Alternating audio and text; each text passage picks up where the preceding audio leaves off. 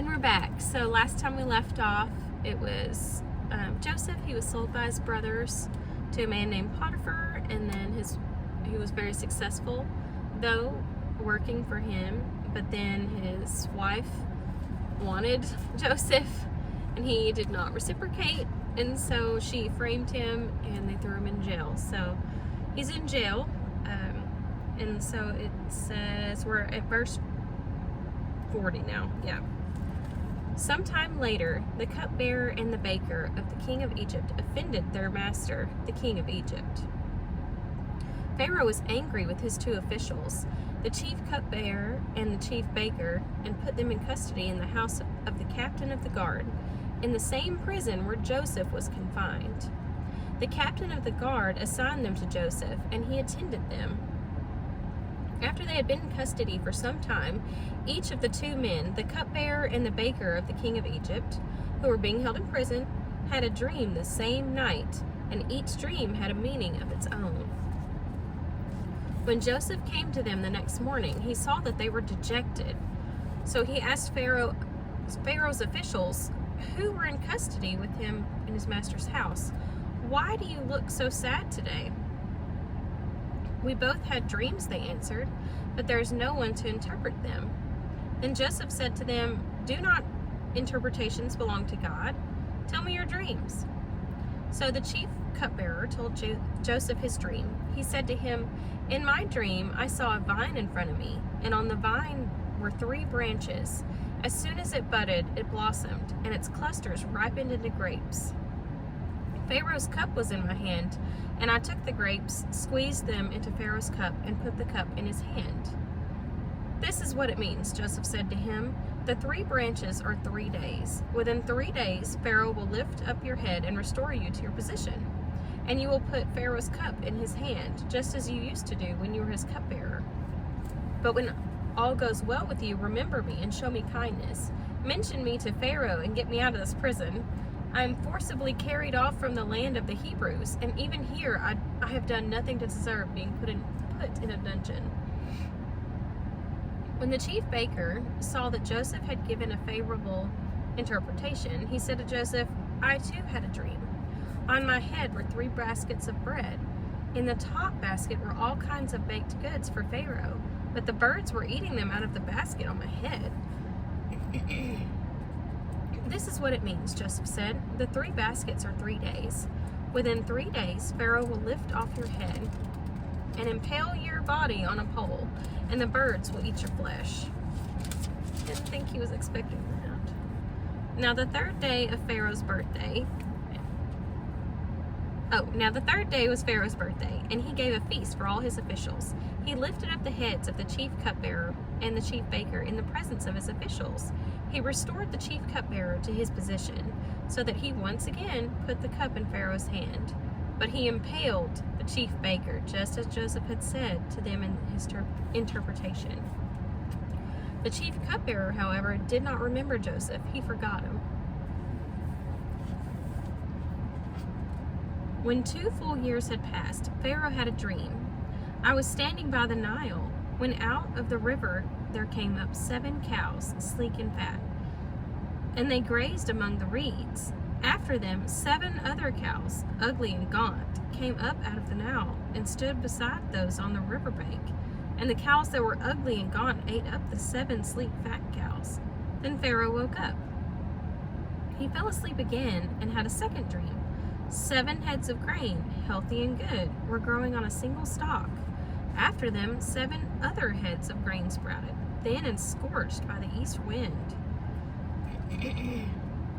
The thin heads of grain swallowed up the 7 healthy, full heads. Then Pharaoh woke up. It had been a dream. In the morning his mind was troubled, so he sent for all the magicians and wise men of Egypt. Pharaoh told them his dreams, but no one could interpret them for him. Then the chief cupbearer said to Pharaoh, "Today I am reminded of my shortcomings." Pharaoh was angry with his servants, and he imprisoned me and the chief baker in the house of the captain of the guard. Each of us had a dream the same night, and each dream had a meaning of its own. Now a young Hebrew was there with us, a servant of the captain of the guard. We told him our dreams, and he interpreted them for us. given each man the interpretation of his dream, and things turned out exactly as he had interpreted them to us. I was restored to my position, and the other was impaled. So Pharaoh sent for Joseph, and he was quickly brought from the dungeon. When he had shaved and changed his clothes, he came before Pharaoh. Pharaoh said to Joseph, "I had a dream, and no one can interpret it, but I've heard it said that when you hear a dream, you can interpret it." "I cannot do it," replied Pharaoh, "but God will give Pharaoh the answer he desires." Then Pharaoh said to Joseph, "In my dream, I was standing on the bank of the Nile, when out of the river there came up 7 cows, fat and sleek. They grazed among the reeds, and then 7 other cows came up, scrawny and very ugly and lean. I've never seen such ugly cows in all the land of Egypt. Then the lean, ugly cows ate up the 7 fat cows and came up first. But even after they ate them, no one could tell they had done so. They looked just as ugly as before. Then I woke up. In my dream, I saw 7 heads of grain, full and good, growing on a single stalk. After them, 7 other heads sprouted, withered and thin and scorched by the east wind. The thin heads of grain swallowed up the 7 good heads. I told this to the magicians, and none of them can explain it to me." Then Joseph said to Pharaoh, "The dreams of Pharaoh are one and the same. God had revealed to Pharaoh what he's about to do. The 7 good cows are 7 years, and the 7 good heads of grain are 7 years. It is one and the same dream. The 7 lean, ugly cows that came up afterwards are 7 years, and so are the 7 worthless heads of grain scorched by the east wind. They are 7 years of famine. It is just as I had said to Pharaoh. God has shown Pharaoh what he's about to do.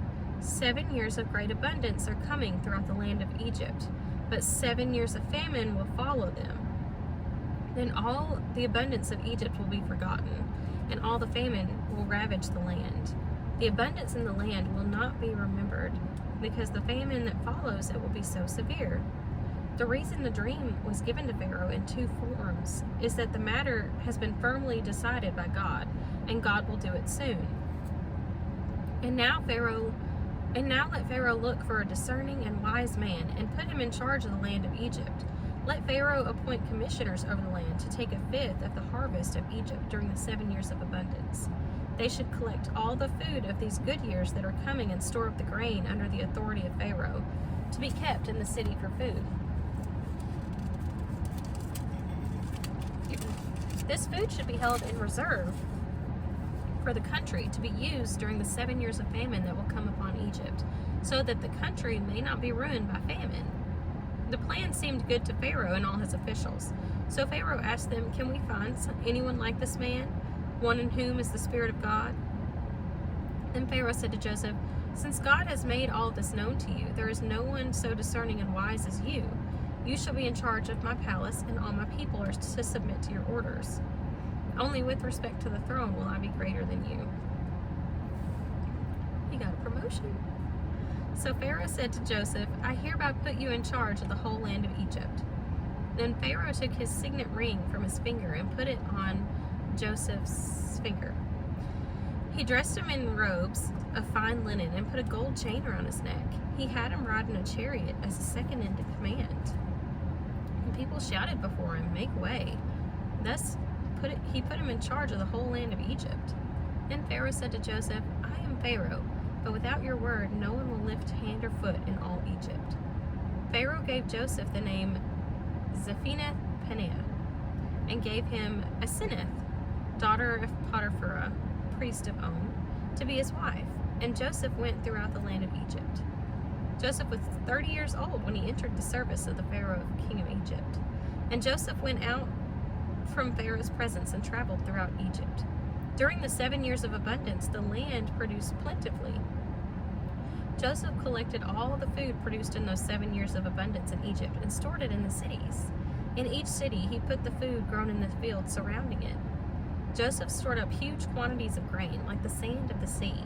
It was so much that he stopped keeping records because it was beyond measure. Before the years of famine came, 2 sons were born to Joseph by Asenath, daughter of Potiphar. Joseph named his firstborn Manasseh and said, "It is because God has made me forget all my trouble and all my father's household." The second son he named Ephraim and said, "It is because God has made me fruitful in the land of my suffering." The 7 years of abundance in Egypt came to an end, and the 7 years of famine began. Just as Joseph had said, there was famine in all the other lands, but in the whole land of Egypt there was food. When all Egypt began to feel the famine, the people cried to Pharaoh for food. Then Pharaoh told all the Egyptians, "Go to Joseph and do what he tells you." When the famine had spread over the whole country, Joseph opened all the storehouses and sold grain to the Egyptians, for the famine was severe throughout Egypt. And all the world came to Egypt to buy grain from Joseph, because the famine was severe everywhere. Alrighty, I think, unfortunately, that's all we have time for today. It looks like it's going to start off at a new chapter on chapter 42, where Joseph is going to meet his brothers. So, sorry, short videos right now. My throat is still a little scratchy, unfortunately, but hopefully we can get through the story of Joseph soon. So, see you next time.